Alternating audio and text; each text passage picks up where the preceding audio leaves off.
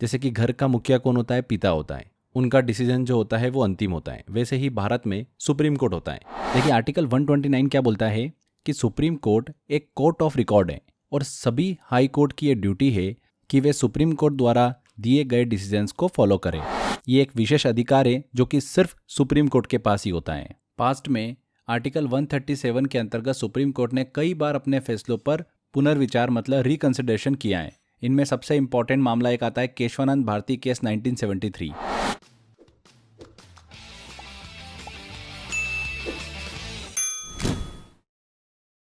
Hello friends, welcome to crazy GK trick. दोस्तों, आज के इस वीडियो में हम पॉलिटी का एक काफ़ी इंपॉर्टेंट पार्ट डिस्कस करने वाले हैं, यूनियन जुडिशरी। यूनियन जुडिशरी जो कि भाग 5 का हिस्सा है, आर्टिकल नंबर 124 से लेकर 147 के बीच में हमको इसका उल्लेख देखने को मिलता है। एग्जाम में काफ़ी क्वेश्चन पूछे जाते हैं इस टॉपिक से। तो आज के इस वीडियो में बहुत अच्छे से हम इस टॉपिक को समझेंगे एंड लास्ट में एक काफ़ी इंपॉर्टेंट टेस्ट भी लगाएंगे। जो लेटेस्ट एग्जाम में इस टॉपिक से क्वेश्चन पूछे जाते हैं उन क्वेश्चंस को सॉल्व भी करेंगे। तो वीडियो काफ़ी इंपॉर्टेंट होने वाला है, वीडियो को एंड तक ज़रूर देखिएगा। वीडियो अच्छा लगे तो वीडियो को लाइक एंड चैनल को सब्सक्राइब जरूर कर दीजिएगा। तो चलिए सेशन को स्टार्ट करते हैं। सबसे पहले हम बात करते हैं जुडिशरी, न्यायपालिका की। अब पहले देखिए जुडिशरी क्या है उसको हम समझते हैं, एग्जाम्पल से समझते हैं जुडिशरी क्या होती है।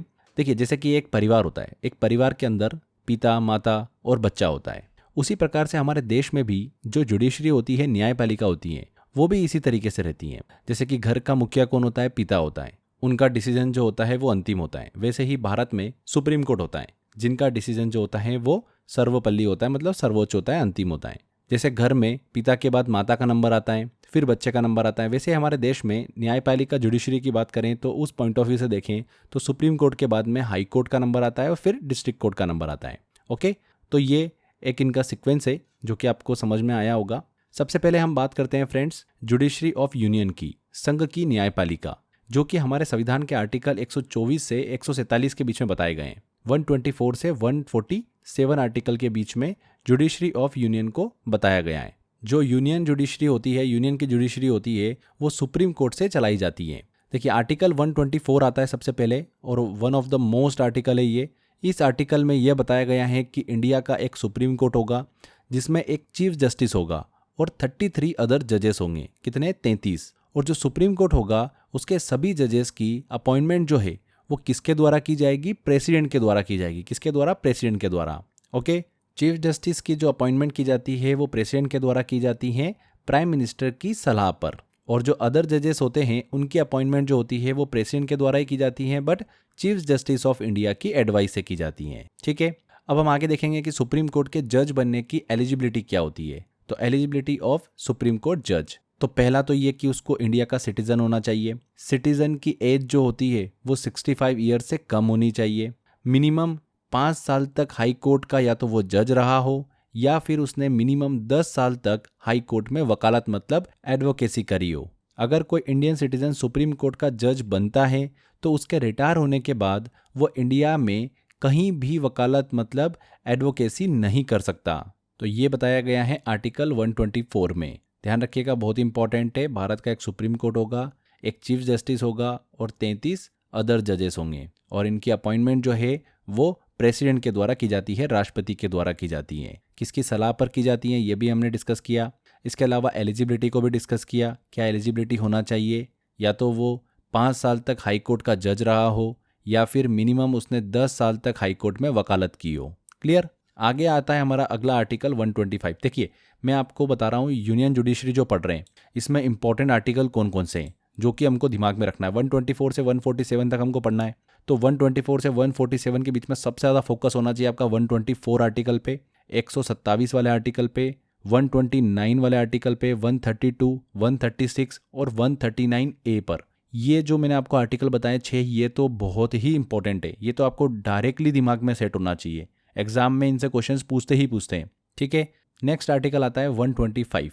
इस आर्टिकल में सुप्रीम कोर्ट के जज के जो वेतन और भत्ते होते हैं उनके बारे में बताया गया है। सैलरी और जो उनको अलाउंस मिलते हैं उनके बारे में बताया गया है। इंडिया में चीफ जस्टिस ऑफ इंडिया की बात करें तो उसका वेतन कितना होता है? 2.8 लाख रुपीज़ होता है, 2,80,000 रुपये। और जो अदर जजेस होते हैं सुप्रीम कोर्ट में उनका वेतन भत्ता कितना होता है? 2,50,000 रुपये होता है। सुप्रीम कोर्ट में जज की अपॉइंटमेंट के बाद वेतन और भत्तों में कोई कमी नहीं की जा सकती है। तो ये था हमारा आर्टिकल 125 जो कि सुप्रीम कोर्ट के जजेस के वेतन और भत्ते से रिलेटेड है, उनकी सैलरी और अलाउंसेस से रिलेट करता है। नेक्स्ट आता है आर्टिकल 126। इस आर्टिकल में ये बताया गया है कि अगर chief justice of India absent होता है तो सुप्रीम कोर्ट का जो अगला सीनियर मोस्ट जज होगा वो उनका कार्यभार जो होगा वो संभालेगा। ठीक है। नेक्स्ट आता है 127, बहुत ही इंपॉर्टेंट है। देखिए, इस आर्टिकल के तहत अगर किसी विशेष कारण से सुप्रीम कोर्ट में न्यायाधीशों की संख्या पर्याप्त नहीं है, 33 अदर जजेस हो सकते हैं चीफ जस्टिस ऑफ इंडिया के अलावा, और अगर 33 नहीं है उस दौरान सुप्रीम कोर्ट का कामकाज प्रभावित होगा, ऑब्वियस ही बात है। तो चीफ जस्टिस ऑफ इंडिया किसी भी उच्च न्यायालय जो होता है, मतलब हाई कोर्ट जो होता है, उसके न्यायाधीश मतलब जजेस को सुप्रीम कोर्ट में टेम्पररी रूप से क्या कर सकता है, नियुक्त कर सकता है या अपॉइंट कर सकता है, जिससे कि कामकाज जो है वो प्रभावित ना हो सुप्रीम कोर्ट का।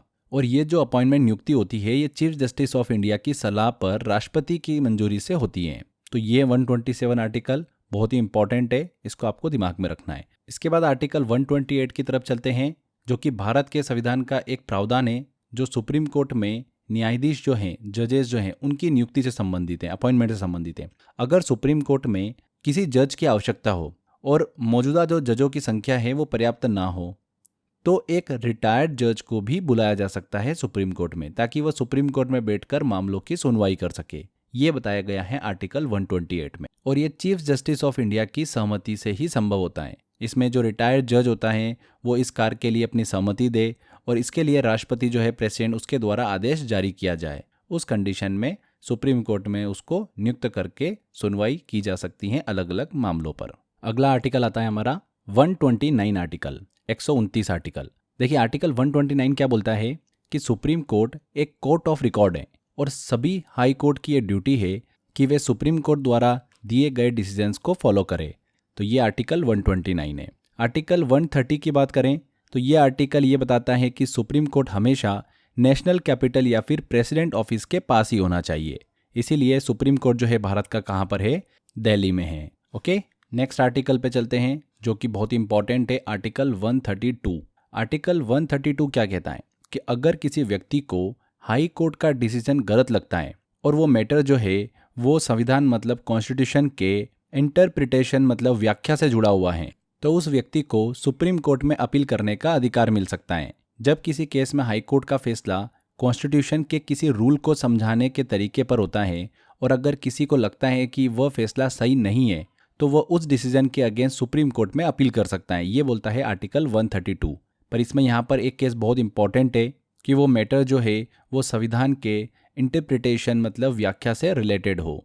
मान लो जैसे कि एक राज्य में किसी लॉ को लेकर डिस्प्यूट होता है और हाई कोर्ट ये डिसाइड करता है कि लॉ कॉन्स्टिट्यूशन के मुताबिक सही है, लेकिन किसी पार्टी को लगता है कि हाई कोर्ट का ये डिसीजन गलत है, तो वो पार्टी उस फैसले को लेकर सुप्रीम कोर्ट में चैलेंज कर सकती है। लेकिन पहले उसको हाई कोर्ट से सर्टिफिकेट लेना होगा कि ये बताना होगा कि यह मैटर जो है वो कॉन्स्टिट्यूशन के इंटरप्रिटेशन मतलब व्याख्या से रिलेटेड है। इस तरीके से आर्टिकल 132 जो है ये इंश्योर करता है कि अगर किसी केस में कॉन्स्टिट्यूशन की व्याख्या का मुद्दा हो तो उस पर हाई कोर्ट के डिसीजन के अगेंस्ट सुप्रीम कोर्ट में अपील की जा सकती है। ओके, ये है आर्टिकल 132। चलिए आगे देखिए, एक छोटी सी इन्फॉर्मेशन आप सभी के लिए, जो भी स्टूडेंट एसएससी एग्जाम की तैयारी कर रहे हैं, एसएससी की अलग अलग एग्जाम की तैयारी कर रहे हैं, फ्रेंड्स आप सभी के लिए 90 डेज का मेरा मेंटरशिप प्रोग्राम स्टार्ट हो चुका है। आप इसको कभी भी ज्वाइन कर सकते हैं, डे वाइज आपको प्रॉपर फॉलो करना है। इस मेंटरशिप प्रोग्राम में मैं आपको डेली स्टडी प्लान देता हूँ, डेली प्रैक्टिस टेस्ट मिलते हैं आपको, कितने घंटे आपको स्टडी करना है, कौन सा टॉपिक आपको पढ़ना है, सिस्टमेटिक तरीके से मैंने इसको पूरा प्लान किया आपके लिए। परफॉर्मेंस मैट्रिक्स भी मिलती है आपको, आप अपना यहाँ पर ट्रैक कर सकते हैं कौन सा टॉपिक वीक है, कौन सा टॉपिक स्ट्रांग है। उस हिसाब से हम यहाँ पर मेहनत करते हैं, प्रैक्टिस करते हैं।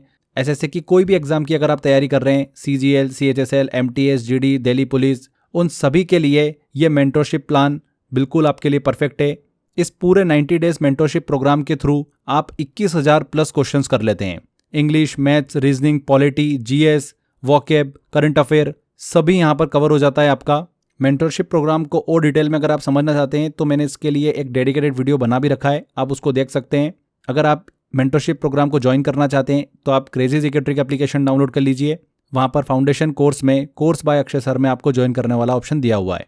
इसके अलावा लिंक मैंने डिस्क्रिप्शन बॉक्स और कमेंट बॉक्स में भी पिन कर रखी है। तो एक छोटी सी अपडेट थी आप सभी के लिए। चलिए वापस आते हैं हमारे लेक्चर पर। अगला आता है हमारा आर्टिकल 136। इस आर्टिकल के तहत सुप्रीम कोर्ट को यह राइट है कि वो हाई कोर्ट द्वारा दिए गए किसी भी ऑर्डर को कैंसिल कर सकता है। सुप्रीम कोर्ट को राइट होता है कि वो हाई कोर्ट के ऑर्डर को कैंसिल कर सकता है। ये आर्टिकल 136 बताता है, one of the most important article है। आर्टिकल 137 की तरफ चलते हैं। इस आर्टिकल में सुप्रीम कोर्ट को ये राइट है कि वो अपने द्वारा दिए गए डिसीजन पर रिकंसिडरेशन कर सकता है। इसको समझते हैं। अगर सुप्रीम कोर्ट ने किसी मामले में एक जजमेंट दिया और बाद में किसी पक्ष को लगता है कि उस फैसले में कोई गलती है या फिर कुछ महत्वपूर्ण तथ्यों को ध्यान में नहीं रखा गया है, तो सुप्रीम कोर्ट उस निर्णय पर दोबारा विचार कर सकता है। रिकंसिडरेशन का मतलब होता है कि सुप्रीम कोर्ट अपने पहले दिए गए फैसले को फिर से देख सकता है और अगर उसे लगता है कि कोई गलती हुई है तो उस फैसले को वो बदल सकता है या फिर उसमें सुधार कर सकता है। ये एक विशेष अधिकार है जो कि सिर्फ सुप्रीम कोर्ट के पास ही होता है। पास्ट में आर्टिकल 137 के अंतर्गत सुप्रीम कोर्ट ने कई बार अपने फैसलों पर पुनर्विचार मतलब रिकंसिडरेशन किया है। इनमें सबसे इंपॉर्टेंट मामला एक आता है केशवानंद भारती केस 1973। इस मामले में सुप्रीम कोर्ट ने एक बहुत ही महत्वपूर्ण फैसला दिया था जिसे हम बेसिक स्ट्रक्चर डॉक्ट्रिन के नाम से जानते हैं। इस फैसले में यह कहा गया था कि संसद को संविधान में संशोधन करने का अधिकार है, लेकिन संविधान के मूल ढांचे मतलब बेसिक स्ट्रक्चर को बदला नहीं जा सकता। इस मामले पर कई बार पुनर्विचार याचिका जो है, रिकंसिडरेशन पिटीशन जो है वो दायर की गई, जिसमें इस निर्णय पर पुनर्विचार करने की मांग की गई थी। लेकिन सुप्रीम कोर्ट ने अपने निर्णय पर कायम रहते हुए ये कहा कि संविधान के मूल ढांचे को कोई भी नहीं बदल सकता। तो समझ में आया आपको? आर्टिकल 137 सुप्रीम कोर्ट को ये राइट है कि वो अपने द्वारा दिए गए डिसीजन पर रिकंसिडरेशन कर सकता है। आगे बढ़ते हैं, आर्टिकल 138 की तरफ चलते हैं। इसके तहत सुप्रीम कोर्ट को ये राइट होता है कि वो हाई कोर्ट में चल रहे किसी भी मामले मतलब केस को अपने अंडर ले सकता है। यह आर्टिकल 138 से रिलेट करता है। आर्टिकल 139A आता है अगला, बहुत इंपॉर्टेंट है ये आर्टिकल 139A जो है ये सुनिश्चित करता है कि अगर एक ही मुद्दे पर कई हाई कोर्ट्स में केस चल रहे हो, मुद्दा एक ही है पर हर स्टेट के अंदर हाई कोर्ट होता है, तो अलग अलग हाई कोर्ट में अगर केस चल रहे हैं उसी मुद्दे पर, तो सुप्रीम कोर्ट उन्हें एक साथ लाकर एक जगह सुनवाई कर सकता है। तो केसेस को हाई कोर्ट से हाई कोर्ट में ट्रांसफर करने से रिलेटेड है आर्टिकल 139A। ये भी बहुत ही इंपॉर्टेंट है, एग्जाम में पूछा जाता है। नेक्स्ट है आर्टिकल 146। इसमें यह बताया गया है कि सुप्रीम कोर्ट में सभी रिक्रूटमेंट जो होगी, भर्तियां जो होगी, वो चीफ जस्टिस के द्वारा ही ऑपरेट की जाती है। तो ये हमने आर्टिकल 124 से लेकर आर्टिकल 147 के बीच के सभी महत्वपूर्ण आर्टिकल को डिस्कस किया है। ये हमारा जुडिशरी वाले लेक्चर का पहला फेज जो है वो कंप्लीट होता है यूनियन की जुडिशरी मतलब संघ की न्यायपालिका, ओके, जिसमें हमने सुप्रीम कोर्ट वाले पार्ट को अच्छे से डिस्कस किया है। अब देखिए 147 के बाद जस्ट इससे लगा हुआ आर्टिकल आता है 148। इसको हम अलग से नहीं पढ़ेंगे, इसी में साथ में कवर करेंगे हम इसको। 148 आर्टिकल जो है ये CAG से रिलेटेड है, controller and auditor general of India से रिलेटेड है, तो इसको भी हम कवर कर लेते हैं। CAG जो होता है, देखिए वो क्या होता है, वो इंडियन गवर्नमेंट की इनकम और एक्सपेंडिचर के इंस्पेक्शन के लिए सबसे बड़ा ऑफिसर होता है। CAG अपने इंस्पेक्शन की रिपोर्ट को पार्लियामेंट में पेश करता है और इंडिया में CAG की अपॉइंटमेंट जो है वो किसके द्वारा की जाती है, प्रेसिडेंट के द्वारा की जाती हैं। CAG जो होता है वो अपना त्यागपत्र जो होता है, रेजिग्नेशन लेटर जो है वो प्रेसिडेंट को देता है और इसकी सर्विसेज का टेन्योर जो होता है वो 6 साल होता है या फिर 65 ईयर की आयु तक, एज तक। क्लियर? तो आर्टिकल 148 जो है ये CAG से रिलेटेड है, controller and auditor general of India. ये जरूर ध्यान रखिएगा, CAG अपना त्यागपत्र जो है वो प्रेसिडेंट को देता है और प्रेसिडेंट ही CAG की अपॉइंटमेंट जो है वो करता है। इंडियन गवर्नमेंट के इनकम एंड एक्सपेंडिचर के इंस्पेक्शन के लिए सबसे बड़ा ऑफिसर होता है CAG और CAG अपनी इंस्पेक्शन की रिपोर्ट जो है वो कहाँ पर पेश करता है, पार्लियामेंट में पेश करता है। आपको पता है भारत के पहले कंट्रोलर एंड ऑडिटर जनरल कौन थे, CAG कौन थे? V नरहरि राव थे। उन्होंने 1948 में भारत के पहले CAG के रूप में कार्यभार संभाला था। क्लियर? तो यहाँ पर फ्रेंड्स हमने इस टॉपिक को बहुत अच्छे से समझा। चलिए अब बारी है टेस्ट लगाने की। इस टॉपिक से कैसे क्वेश्चन एग्जाम में पूछे जाते हैं, चलिए एक छोटा सा टेस्ट लगाते हैं। क्वेश्चन है, भारत के उच्चतम न्यायालय सुप्रीम कोर्ट की स्थापना किस वर्ष में हुई थी? तो 26 जनवरी 1950 को जब भारत में संविधान लागू हुआ उसी दिन सुप्रीम कोर्ट ऑफ इंडिया की स्थापना भी हुई थी। इससे पहले ब्रिटिश काल में फेडरल कोर्ट हुआ करता था, लेकिन आज का सुप्रीम कोर्ट ऑफिशियली 1950 में बना है, तो 1950। अगला क्वेश्चन है, भारत के उच्चतम न्यायालय की पहली महिला न्यायाधीश कौन थी? कौन थी फ्रेंड्स? फातिमा बीबी। फातिमा बीबी को 1989 में सुप्रीम कोर्ट की पहली महिला जज बनाया गया था। ये भारतीय न्याय व्यवस्था में महिलाओं के लिए एक ऐतिहासिक पल था। बी आंसर, संविधान के किस आर्टिकल में सुप्रीम कोर्ट उच्चतम न्यायालय की स्थापना का उल्लेख है? तो article number 124। Article number 124 Bharat में सुप्रीम कोर्ट की स्थापना से जुड़ा सबसे महत्वपूर्ण प्रावधान है। आर्टिकल 124 सुप्रीम कोर्ट की लीगल फाउंडेशन है। यहीं से उसकी पावर, अपॉइंटमेंट प्रोसेस, क्वालिफिकेशन, इन सब की नींव रखी गई है।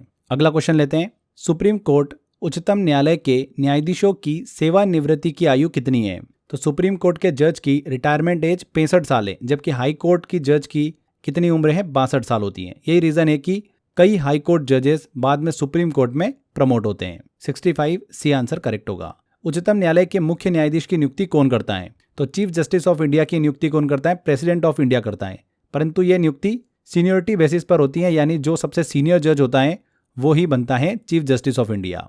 भारत के उच्चतम न्यायालय के पहले मुख्य न्यायाधीश कौन थे? हरिलाल जे कानिया। ए आंसर, 26 जनवरी 1950 को इन्होंने पदभार ग्रहण किया था। उच्चतम न्यायालय में कुल कितने न्यायाधीश हो सकते हैं? कितने हो सकते हैं? 34। 2019 में एक संशोधन के बाद सुप्रीम कोर्ट की जो स्ट्रेंथ है वो बढ़कर कितनी हो गई है? 34 हो गई है। पहले संख्या 31 थी, including chief justice of India. अगला क्वेश्चन है, उच्चतम न्यायालय का मुख्यालय कहाँ पर स्थित है? कहाँ पर स्थित है? न्यू दिल्ली में। ये पार्लियामेंट स्ट्रीट पर स्थित है और भारतीय लोकतंत्र का जुडिशियल पिलर है।